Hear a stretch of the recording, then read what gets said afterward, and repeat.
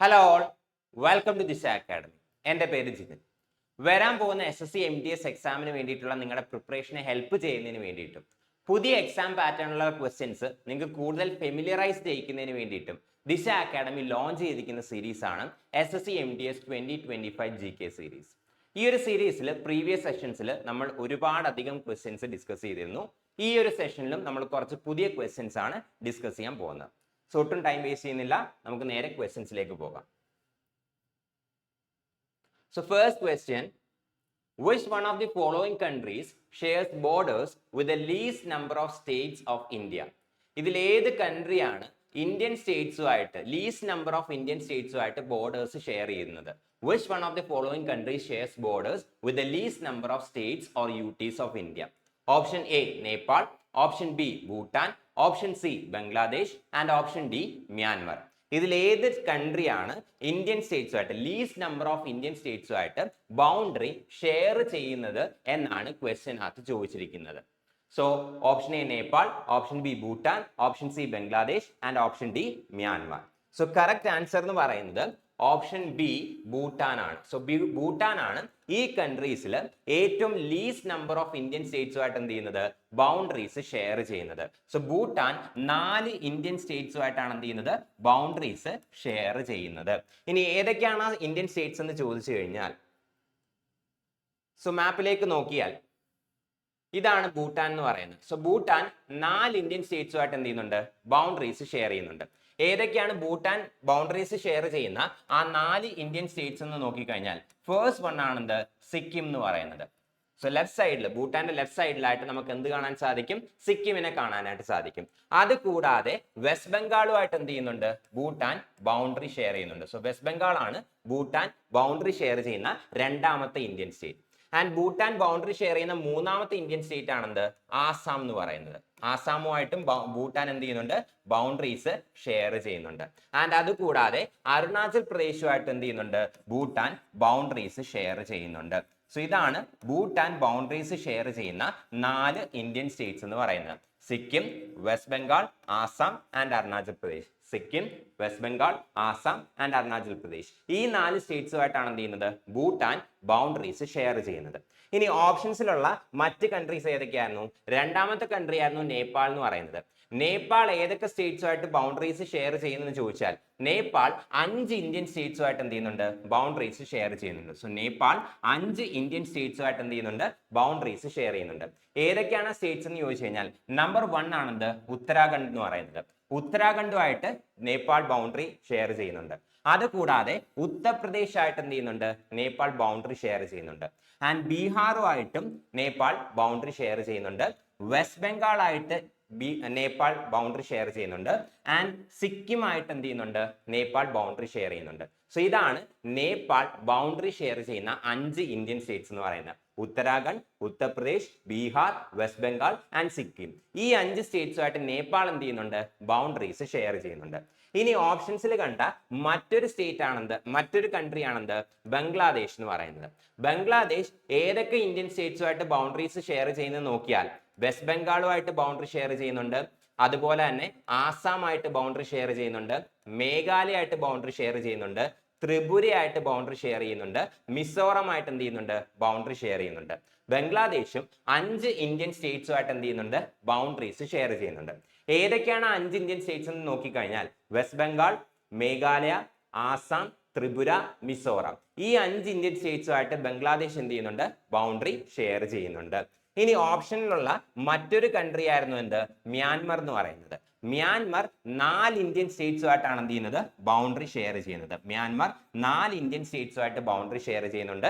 ഏതൊക്കെയാണ് Indian States എന്ന് നോക്കിക്കഴിഞ്ഞാൽ മിസോറം ഉണ്ട്, മണിപ്പൂർ ഉണ്ട്, നാഗാലാൻഡ് ഉണ്ട്, അരുണാചൽ പ്രദേശ് ഉണ്ട്. ഇതാണ് മ്യാൻമർ ബൗണ്ടറീസ് ഷെയർ ചെയ്യുന്ന 4 ഇന്ത്യൻ സ്റ്റേറ്റ്സ്. മിസോറം, മണിപ്പൂർ, നാഗാലാൻഡ്, അരുണാചൽ പ്രദേശ്. മിസോറം, മണിപ്പൂർ, നാഗാലാൻഡ്, അരുണാചൽ പ്രദേശ്. ഈ 4 സ്റ്റേറ്റ്സുമായിട്ടാണ് മ്യാൻമർ എന്ത് ചെയ്യുന്നത്, ബൗണ്ടറി ഷെയർ ചെയ്യുന്നത്. ഇനി ഭൂട്ടാൻ 4 സ്റ്റേറ്റ്സുമായിട്ട് ബൗണ്ടറി ഷെയർ ചെയ്യുന്നുണ്ട്. മ്യാൻമറും 4 സ്റ്റേറ്റ്സുമായിട്ടാണ് എന്ത് ചെയ്യുന്നത്, ബൗണ്ടറി ഷെയർ ചെയ്യുന്നത്. ഇനി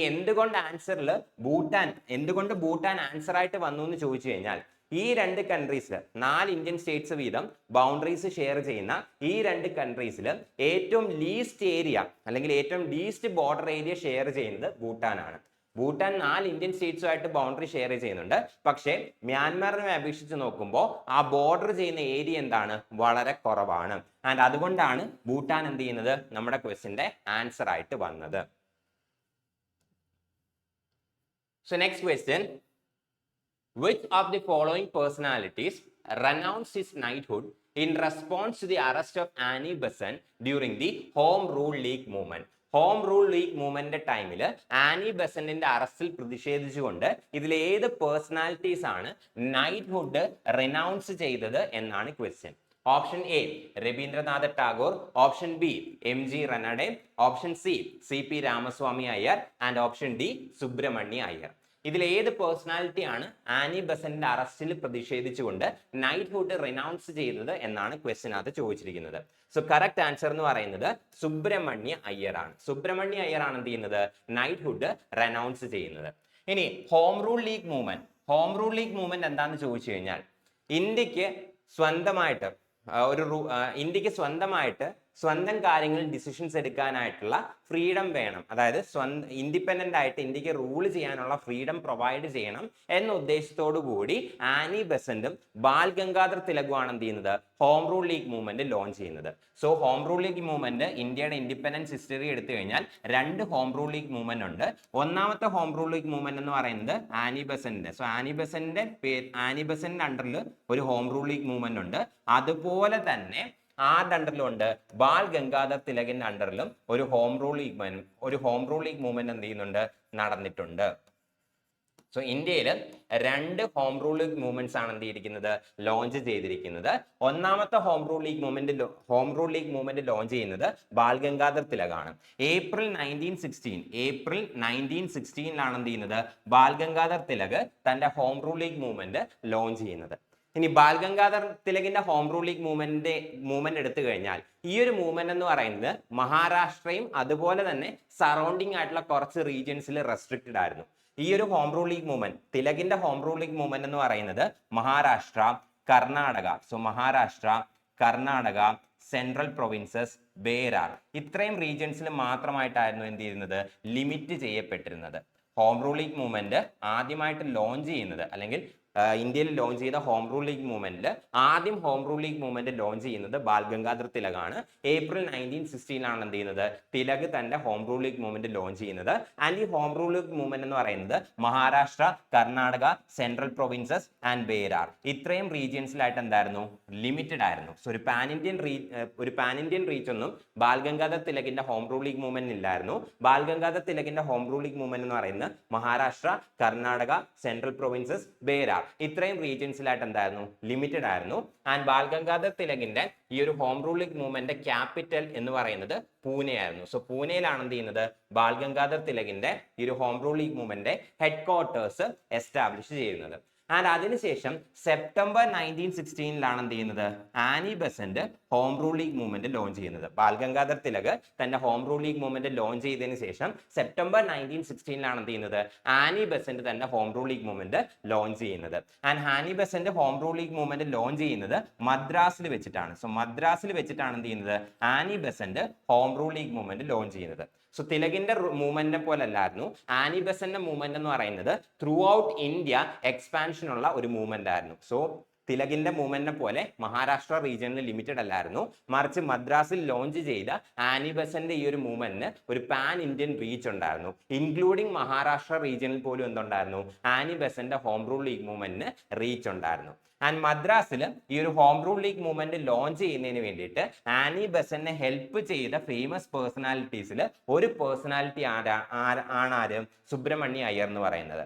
ആൻഡ് ഈ home rule league movement suppress ചെയ്യുന്നതിന് വേണ്ടിയിട്ട് ബ്രിട്ടീഷ് ഗവൺമെന്റ് എന്ത് ചെയ്യുന്നു, വളരെയധികം കർശനമായിട്ടുള്ള ചില മെഷേഴ്സ് എടുത്തിരുന്നു. ആൻഡ് അതിലൊരു മെഷർ ആയിരുന്നു എന്ത്, ഇമ്പോർട്ടന്റ് ആയിട്ടുള്ള ലീഡേഴ്സിനെ അറസ്റ്റ് ചെയ്യുക എന്നുള്ളത്. ആൻഡ് അതിന്റെ ഭാഗമായിട്ട് ആനി ബെസന്റിനെയും ബാൽ ഗംഗാധർ തിലകിനെയും മറ്റ് ഇമ്പോർട്ടന്റ് ലീഡേഴ്സിനെ എന്ത് ചെയ്തു, ഈ ഒരു മൂവ്മെന്റ് നടത്തി എന്നുള്ളതിനെ ചൊല്ലി എന്ത് ചെയ്തു, ബ്രിട്ടീഷ് ഗവൺമെന്റ് അറസ്റ്റ് ചെയ്യുന്നുണ്ട്. ആൻഡ് ഈ അറസ്റ്റിൽ പ്രതിഷേധിച്ചുകൊണ്ടാണ് എന്ത് ചെയ്യുന്നത്, സുബ്രഹ്മണ്യ അയ്യർ തന്റെ നൈറ്റ്ഹുഡ് റെനൗൺസ് ചെയ്യുന്നത്. ഇനി സുബ്രഹ്മണ്യ അയ്യറിന് മറ്റൊരു വിശേഷണം കൂടിയുണ്ട്, മറ്റൊരു ഫേമസ് ആയിട്ട് സുബ്രഹ്മണ്യ അയ്യർ മറ്റൊരു പേരിൽ കൂടി എന്ത് ചെയ്യുന്നുണ്ട്, ഫേമസ് ആയിട്ട് അറിയപ്പെടുന്നുണ്ട്. That is the grand old man of south India. Subramanya അയ്യറിനെ അറിയപ്പെടുന്ന മറ്റൊരു ഫേമസ് പേരാണെന്ത്, grand old man of south India. So south ഇന്ത്യയുടെ ഗ്രാൻഡ് ഓൾഡ് മാൻ എന്നാണ് എന്ത് ചെയ്യുന്നത്, സുബ്രഹ്മണ്യ അയ്യറിനെ വിശേഷിപ്പിക്കുന്ന മറ്റൊരു പേരെന്ന് പറയുന്നത്. Subramanya Iyer is known as the grand old man of south India. And Rabindranath Tagore എന്ത് ചെയ്യുന്നുണ്ട്, തന്റെ നൈറ്റ്ഹുഡ് റിനൗൺസ് ചെയ്യുന്നുണ്ട്. ബട്ട് ഹോം റൂൾ ലീഗ് മൂവ്മെന്റിന്റെ ഭാഗമായിട്ടല്ല രവീന്ദ്രനാഥ ടാഗോർ എന്ത് ചെയ്യുന്നത്, നൈറ്റ്ഹുഡ് റെനൗൺസ് ചെയ്യുന്നത്. സോ നൈറ്റ്ഹുഡ് റെനൗൺസ് ചെയ്ത ഫേമസ് പേഴ്സണാലിറ്റീസിൽ മറ്റൊരു പേഴ്സണാലിറ്റി ആണ് ആര്, രവീന്ദ്രനാഥ ടാഗോർ. രവീന്ദ്രനാഥ ടാഗോർ പക്ഷെ തന്റെ നൈറ്റ്ഹുഡ് റെനൗൺസ് ചെയ്യുന്നത് ഹോം റൂൾ ലീഗ് മൂവ്മെന്റിന്റെ ബേസിസിൽ ആനി ബെസന്റിനെ അറസ്റ്റ് ചെയ്തതിന് വേണ്ടിയിട്ടല്ല, മറിച്ച് രവീന്ദ്രനാഥ ടാഗോർ തന്റെ നൈറ്റ്ഹുഡ് റെനൗൺസ് ചെയ്യുന്നത് ജാലിയൻ വാലാബാഗ് മസക്കറിൽ പ്രതിഷേധിച്ചുകൊണ്ടാണ്. ജാലിയൻ വാലാബാഗിൽ നടന്നിട്ടുള്ള ആ ഒരു കൂട്ടക്കൊലയിൽ പ്രതിഷേധിച്ചുകൊണ്ടാണ് എന്ത് ചെയ്യുന്നത്, രവീന്ദ്രനാഥ ടാഗോർ തന്റെ നൈറ്റ്ഹുഡ് റെനൗൺസ് ചെയ്യുന്നത്. ജാലിയൻ വാലാബാഗ് മസക്കർ. സോ ജാലിയൻ വാലാബാഗ് മസക്കറിൽ പ്രതിഷേധിച്ചുകൊണ്ടാണ് എന്ത് ചെയ്യുന്നത്, രവീന്ദ്രനാഥ ടാഗോർ തന്റെ നൈറ്റ്ഹുഡ് റെനൗൺസ് ചെയ്യുന്നത്. സോ സുബ്രഹ്മണ്യ അയ്യർ തന്റെ നൈറ്റ്ഹുഡ് റെനൗൺസ് ചെയ്യുന്നത് ഹോം റൂൾ ലീഗ് മൂവ്മെന്റിന്റെ ഭാഗമായിട്ട് Annie Besant home rule league മൂവ്മെന്റിന്റെ ബേസിസിൽ ആനി ബെസന്റിനെ അറസ്റ്റ് ചെയ്യുന്നതിന് റെസ്പോൺസ് ആയിട്ടാണ് എന്ത് ചെയ്യുന്നത്, സുബ്രഹ്മണ്യ അയ്യർ തന്റെ നൈറ്റ്ഹുഡ് റെനൗൺസ് ചെയ്യുന്നത്. ബട്ട് രവീന്ദ്രനാഥ ടാഗോർ തന്റെ നൈറ്റ്ഹുഡ് റെനൗൺസ് ചെയ്യുന്നത് ജാലിയൻ വാലാബാഗ് മസക്കറിൽ പ്രതിഷേധിച്ചുകൊണ്ടാണ്. ഇനി വരുന്ന ലിമിറ്റഡ് ഡേയ്സ് കൊണ്ട് നിങ്ങൾ SSCയുടെ MTS എക്സാമിന് വേണ്ടിയിട്ട് സീരിയസ് ആയിട്ട് ടൈം ബൗണ്ട് ആയിട്ട് പ്രിപ്പയർ ചെയ്യാനായിട്ട് ആഗ്രഹിക്കുന്നുണ്ടെങ്കിൽ ദിശ അക്കാഡമി അതിന് വേണ്ടിയിട്ട് SSC MTSന്റെ ക്രാഷ് കോഴ്സ് ലോഞ്ച് ചെയ്തിട്ടുണ്ട്.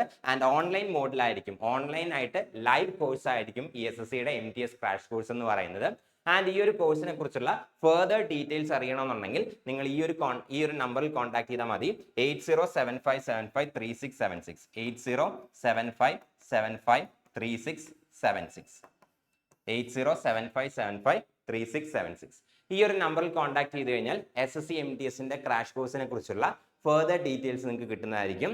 ആൻഡ് ഈ ഒരു കോഴ്സ് ലോഞ്ച് ചെയ്യുന്നതിന്റെ ഭാഗമായിട്ട് ഒരു 500 റുപ്പീസിന്റെ ഓഫർ കൂടി എന്ത് ചെയ്യുന്നുണ്ട്, ദിശ അക്കാഡമി പ്രൊവൈഡ് ചെയ്യുന്നുണ്ട്. ഈ ഒരു കോഴ്സ് ലോഞ്ച് ചെയ്യുന്നതിന്റെ ഭാഗമായിട്ട് ഒരു പ്രൊമോഷണൽ ഓഫർ ആയിട്ട് 500 റുപ്പീസ് ഈ ഒരു കോഴ്സിനകത്ത് നിങ്ങൾക്ക് ഓഫർ ഡിഡക്ട് ചെയ്ത് കിട്ടുന്നതായിരിക്കും. സോ ഫർദർ ഡീറ്റെയിൽസ് എന്തെങ്കിലും വേണമെന്നുണ്ടെങ്കിൽ ഈ ഒരു നമ്പറിൽ കോൺടാക്ട് ചെയ്താൽ മതി. 8075753676.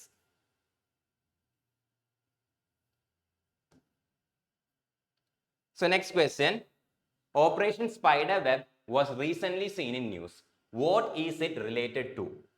റീസെന്റ് ആയിട്ട് ന്യൂസിൽ കണ്ടിട്ടുള്ള ഒരു ടേം ആണെന്ത്, ഓപ്പറേഷൻ സ്പൈഡർ വെബ് എന്ന് പറയുന്നത്.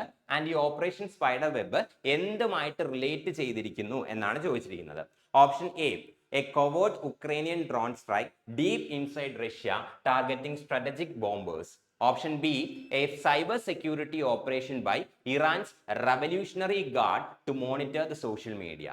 Option C, a sting operation to expose money laundering in Indian banks. And option D, an Indian Navy operation against piracy. ഇതിൽ ഏതാണ് ഓപ്പറേഷൻ സ്പൈഡർ വെബിന്റെ കറക്റ്റ് ആയിട്ടുള്ള എക്സ്പ്ലനേഷൻ എന്നാണ് ചോദിച്ചിരിക്കുന്നത്. സോ കറക്റ്റ് ആൻസർ എന്ന് പറയുന്നത് option A ആണ്. ഓപ്പറേഷൻ സ്പൈഡർ വെബ് എന്ന് പറയുന്നത് ഉക്രൈനിയന്റെ സെക്യൂരിറ്റി സർവീസ് റഷ്യയുടെ അകത്ത് നടത്തിയിട്ടുള്ള, അതായത് റഷ്യയുടെ എയർബേസിൽ നടത്തിയിട്ടുള്ള ഒരു ഡ്രോൺ അറ്റാക്കിനെ വിളിക്കുന്ന പേരാണെന്ത്, ഓപ്പറേഷൻ സ്പൈഡർ വെബ്. ഉക്രൈന്റെ സെക്യൂരിറ്റി സർവീസ് റഷ്യയുടെ റഷ്യയുടെ അകത്തുള്ള റഷ്യൻ എയർബേസിൽ ഡ്രോൺസ് യൂസ് ചെയ്ത് അറ്റാക്ക് ചെയ്ത ആ ഒരു ഓപ്പറേഷനെ വിളിക്കുന്ന പേരാണെന്ത്, ഓപ്പറേഷൻ സ്പൈഡർ വെബ് എന്ന് പറയുന്നത്. ഇനി ബാക്കി ഓപ്ഷൻസ് എന്തൊക്കെയാണെന്ന് നോക്കാം. A cyber security operation by Iran's revolutionary guard to monitor social media. And ഈ ഒരു ഓപ്പറേഷനെ വിളിക്കുന്ന പേരാണ് ഓപ്പറേഷൻ സ്പൈഡർ.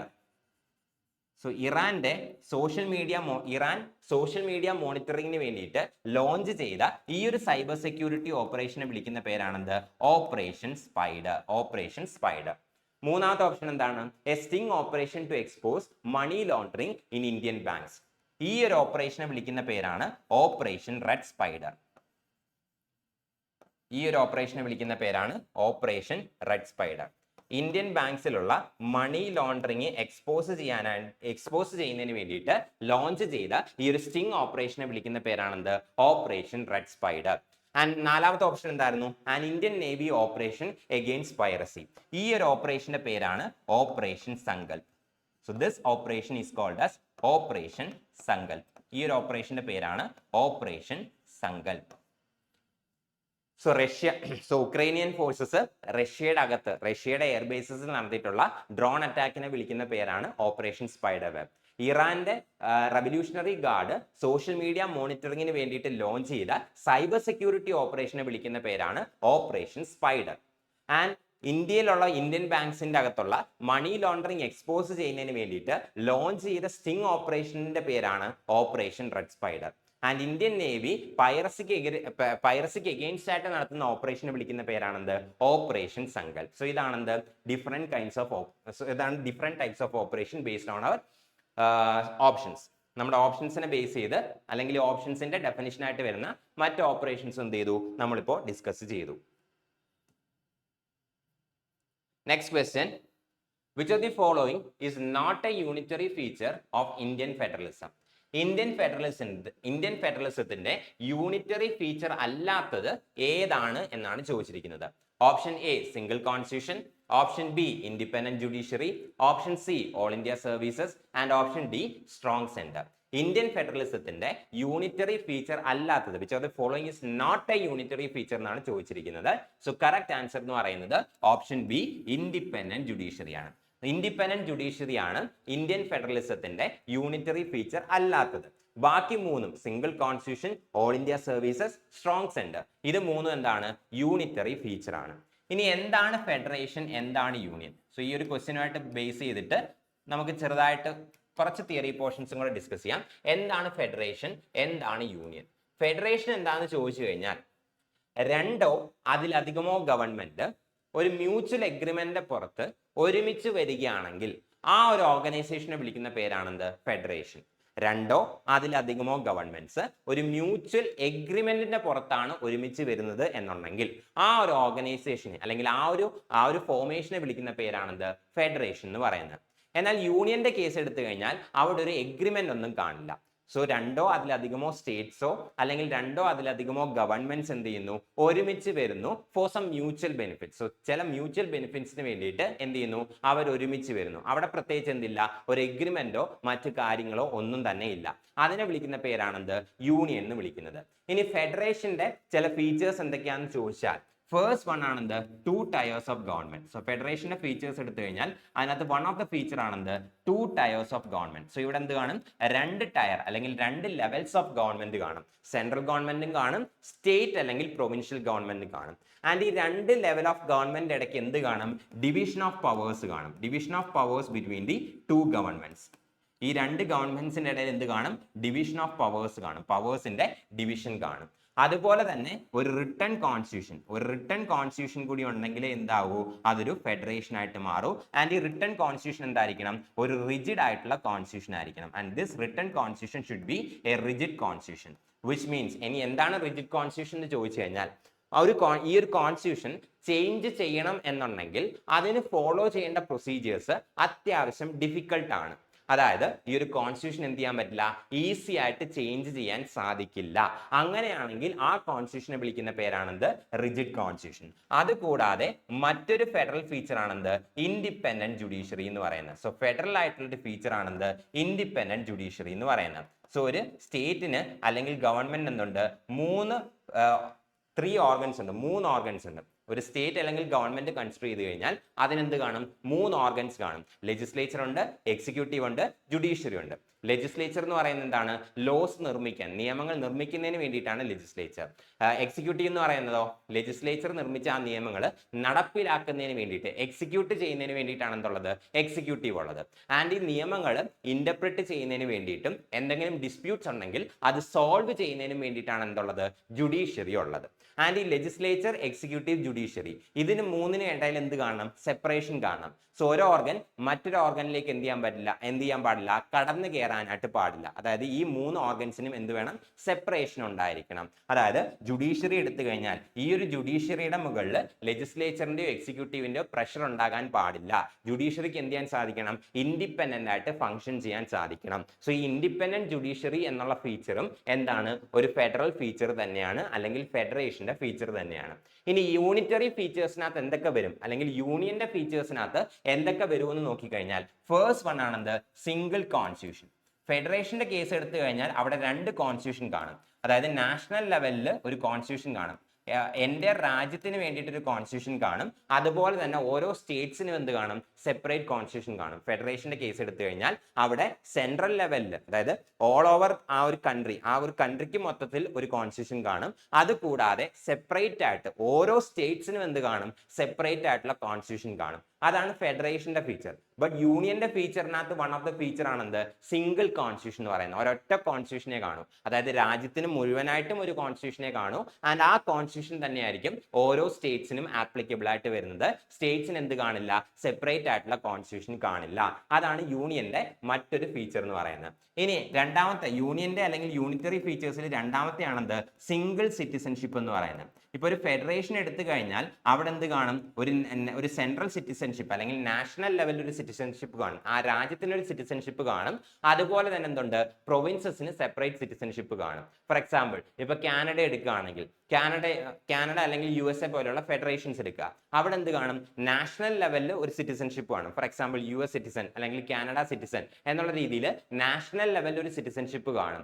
എന്നാൽ പ്രൊവിൻസസിലേക്ക് വന്നു കഴിഞ്ഞാൽ പ്രൊവിൻസസിന് എന്ത് കാണും? സെപ്പറേറ്റ് ആയിട്ടുള്ള സിറ്റിസൺഷിപ്പ് കാണും. അതായത് ആ ഒരു പ്രൊവിൻസസിന് വേണ്ടിയിട്ട് സെപ്പറേറ്റ് ആയിട്ട് എന്ത് കാണും? ഒരു സിറ്റിസൺഷിപ്പ് കാണും. എന്നാൽ ഇന്ത്യയുടെ കേസ് എടുക്കുകയാണെങ്കിൽ അല്ലെങ്കിൽ ഏതെങ്കിലും ഒരു യൂണിയന്റെ കേസ് എടുക്കുകയാണെങ്കിൽ ഇവിടെ എന്ത് മാത്രമേ ഉള്ളൂ? ഒരു സിംഗിൾ സിറ്റിസൺഷിപ്പ് മാത്രമേ ഉള്ളൂ. ഇന്ത്യയുടെ എക്സാമ്പിൾ എടുക്കുകയാണെങ്കിൽ നമ്മുടെ രാജ്യത്തുള്ള എല്ലാ സിറ്റിസൺസും എന്താണ്? ഇന്ത്യൻ സിറ്റിസൺസ് ആണ്. അല്ലാതെ ഓരോ സ്റ്റേറ്റിന് എന്തില്ല? സിറ്റിസൺഷിപ്പ് ഇല്ല. Kerala citizen, Tamil Nadu citizen, Andhra citizen എന്നുള്ള രീതിയിൽ എന്തില്ല? സ്റ്റേറ്റ്സിന് സിറ്റിസൺഷിപ്പ് ഇല്ല. ഇന്ത്യയിലുള്ള എല്ലാവരും എന്ത് തന്നെയാണ്? ഒരു ഇന്ത്യൻ സിറ്റിസൺ തന്നെയാണ്. ഇതാണെന്ത്? സിംഗിൾ സിറ്റിസൺഷിപ്പ് എന്ന് പറയുന്നത്.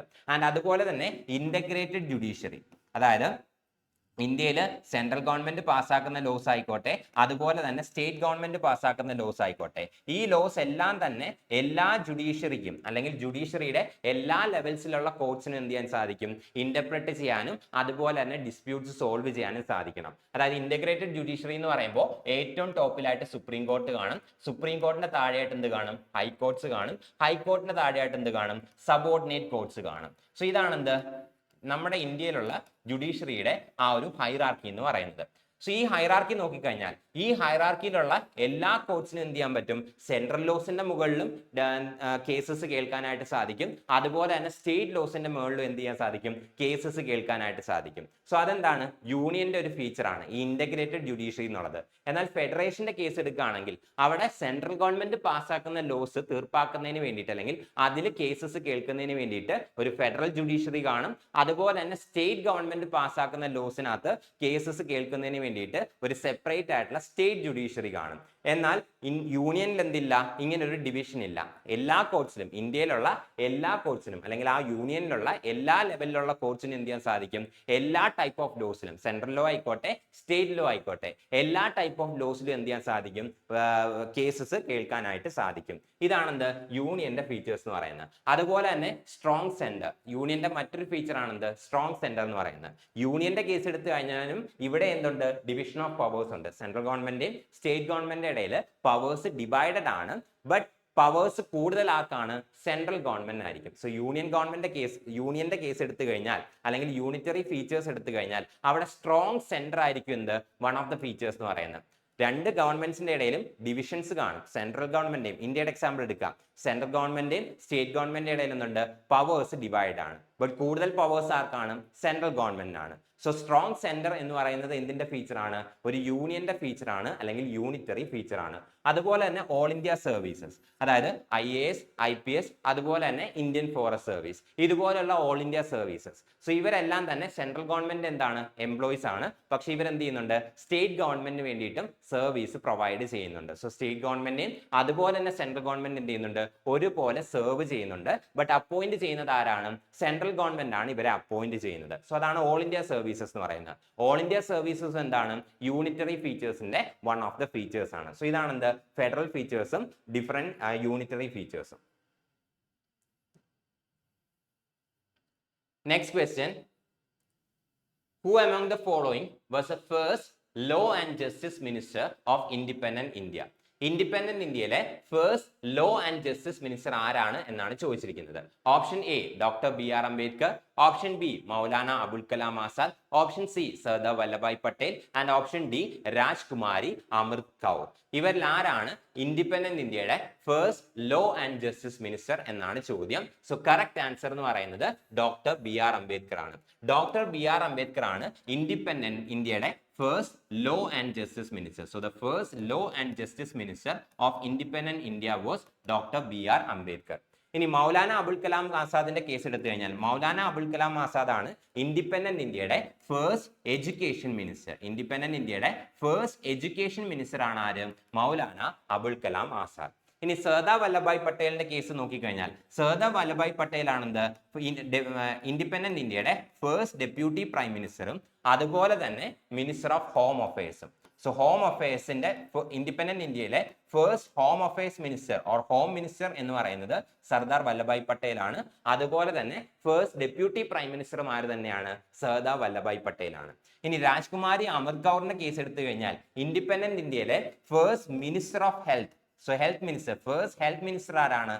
ഹെൽത്ത് മിനിസ്റ്റർ ആണ് ആരും? രാജ്കുമാരി അമൃത് കൗർ. ഇൻഡിപെൻഡന്റ് ഇന്ത്യയുടെ ഫസ്റ്റ് ഹെൽത്ത് മിനിസ്റ്റർ ആണ് Rajkumari Amrit Kaur. Next question. From which of the following countries has the Indian Constitution borrowed the procedure for making amendments in the Constitution? കോൺസ്റ്റിറ്റ്യൂഷനകത്ത് അമെൻമെന്റ്സ് make ചെയ്യുന്ന പ്രൊസീജിയർ ഇതിൽ ഏത് കൺട്രിയിൽ നിന്നാണ് നമ്മൾ അഡോപ്റ്റ് ചെയ്തിരിക്കുന്നത് എന്നാണ് ചോദിച്ചിരിക്കുന്നത്. Option A South Africa, option B Ireland, option C Australia and option D Russia. ഏത് കൺട്രിയിൽ നിന്നാണ് കോൺസ്റ്റിറ്റ്യൂഷനകത്ത് ചേഞ്ച് വരുത്തുന്ന അല്ലെങ്കിൽ അമെൻമെന്റ്സ് വരുത്തുന്ന പ്രൊസീജിയർ നമ്മൾ അഡോപ്റ്റ് ചെയ്തിരിക്കുന്നത് എന്നാണ് ചോദ്യം. So the correct answer is south Africa.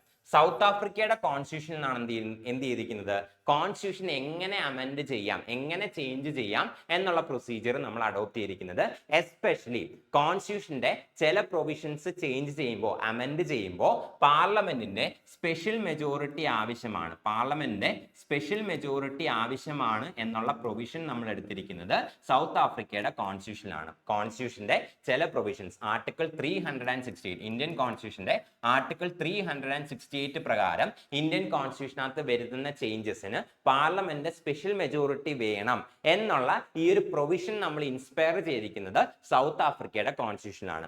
അതുപോലെ തന്നെ മറ്റ് ചില പ്രൊവിഷൻസ് ചേഞ്ച് ചെയ്യുന്നതിന് വേണ്ടിയിട്ട് സ്പെഷ്യൽ മെജോറിറ്റി മാത്രം പോരാ, ഹാഫ് ഓഫ് ദ സ്റ്റേറ്റ്സ്, ഇന്ത്യയിലുള്ള പകുതി സ്റ്റേറ്റ്സിന്റെ റാറ്റിഫിക്കേഷൻ കൂടി വേണം എന്നുള്ള ഈ ഒരു പ്രൊസീജിയറും നമ്മൾ എടുത്തിരിക്കുന്നത് സൗത്ത് ആഫ്രിക്കയുടെ കോൺസ്റ്റിറ്റ്യൂഷനാണ്. Half of the states ratification. Article 368 പ്രകാരം ഇന്ത്യൻ കോൺസ്റ്റിറ്റ്യൂഷന്റെ ആർട്ടിക്കിൾ 368 പ്രകാരം ഇന്ത്യൻ കോൺസ്റ്റിറ്റ്യൂഷനിലുള്ള ചില പ്രൊവിഷൻസ് അമെൻഡ് ചെയ്യണം, ചേഞ്ച് ചെയ്യണം എന്നുണ്ടെങ്കിൽ പാർലമെന്റിന്റെ സ്പെഷ്യൽ മെജോറിറ്റി ആവശ്യമാണ്. എന്നാൽ ഫെഡറൽ ഫീച്ചേഴ്സിനെ, നമ്മുടെ കോൺസ്റ്റിറ്റ്യൂഷന്റെ ഫെഡറൽ ഫീച്ചേഴ്സിനെ അഫക്ട് ചെയ്യുന്ന എന്തെങ്കിലും പ്രൊവിഷൻസ് ആണ് ചേഞ്ച് ചെയ്യുന്നതെന്നുണ്ടെങ്കിൽ സ്പെഷ്യൽ മെജോറിറ്റി മാത്രം പോരാ, ഹാഫ് ഓഫ് ദ സ്റ്റേറ്റ്സ്, ഇന്ത്യയിലുള്ള പകുതി സ്റ്റേറ്റ്സുകൾ ഈ ഒരു അമെൻമെന്റിനകത്ത് സമ്മതം മൂളണം, റാറ്റിഫൈ ചെയ്യണം എന്നുള്ള ഈ ഒരു പ്രൊവിഷനും നമ്മൾ എടുത്തിരിക്കുന്നത് സൗത്ത് ആഫ്രിക്കയുടെ കോൺസ്റ്റിറ്റ്യൂഷൻ ആണ്. ഈ രണ്ട് കാര്യങ്ങളും ആർട്ടിക്കിൾ 368 പറഞ്ഞിട്ടുള്ള ഈ രണ്ട് ടൈപ്പ് ഓഫ് മെജോറിറ്റീസും, അതായത് സ്പെഷ്യൽ മെജോറിറ്റിയും special majority plus ratification by half of the states, ഈ രണ്ട് പ്രൊവിഷൻസും നമ്മൾ എടുത്തിരിക്കുന്നത് അല്ലെങ്കിൽ ഇൻസ്പയർ ചെയ്തിരിക്കുന്നത് സൗത്ത് ആഫ്രിക്കയുടെ കോൺസ്റ്റിറ്റ്യൂഷനിൽ നിന്നാണ്. ഇനി അയർലൻഡിന്റെ കോൺസ്റ്റിറ്റ്യൂഷനകത്ത് നമ്മൾ എടുത്തിരിക്കുന്ന one of the famous features ആണ് എന്ത്? DPSP or directive principles of state policy. ഓസ്ട്രേലിയയുടെ കോൺസ്റ്റിറ്റ്യൂഷനകത്ത് നമ്മൾ എടുത്തിരിക്കുന്ന വൺ ഓഫ് ദ ഫേമസ് ആയിട്ടുള്ള പ്രൊവിഷൻസ് ആണെന്ത്? കൺകറന്റ് ലിസ്റ്റ് എന്ന് പറയുന്നത്. കൺകറന്റ് ലിസ്റ്റ് എന്ന് പറഞ്ഞിട്ടുള്ള ഈ ഒരു കോൺസെപ്റ്റ് നമ്മൾ എടുത്തിരിക്കുന്നത് ഓസ്ട്രേലിയയുടെ കോൺസ്റ്റിറ്റ്യൂഷൻ ആണ്. ഇനി റഷ്യയുടെ കോൺസ്റ്റിറ്റ്യൂഷൻ നമ്മൾ എടുത്തിരിക്കുന്ന one of the famous concept ആണെന്ത്? Fundamental duties. ഫണ്ടമെന്റൽ ഡ്യൂട്ടീസിന്റെ പ്രൊവിഷൻസ് നമ്മൾ അഡോപ്റ്റ് ചെയ്തിരിക്കുന്നത് റഷ്യയുടെ കോൺസ്റ്റിറ്റ്യൂഷന്റെ അകത്ത് നിന്നാണ്. ഇതൊക്കെയാണെന്ത്? മറ്റ് കൺട്രീസിൽ നിന്ന് നമ്മൾ അഡോപ്റ്റ് ചെയ്തിരിക്കുന്ന ഫേമസ് ആയിട്ടുള്ള അല്ലെങ്കിൽ വളരെ ഇമ്പോർട്ടന്റ് ആയിട്ടുള്ള മറ്റ് ചില പ്രൊവിഷൻസ്. ഇത്രയും ക്വസ്റ്റ്യൻസ് ആണ് ഇന്നത്തെ ക്ലാസ്സിൽ നമ്മൾ ഡിസ്കസ് ചെയ്യാനായിട്ട് സെലക്ട് ചെയ്തിരുന്നത്. ഐ ഹോപ്പ് ഈ ഒരു സെഷൻ നിങ്ങൾക്ക് യൂസ്ഫുൾ ആയിരുന്നു. കൂടുതൽ ക്വസ്റ്റ്യൻസുമായിട്ട് നമുക്ക് വരുന്ന സെഷനിൽ മീറ്റ് ചെയ്യാം. താങ്ക്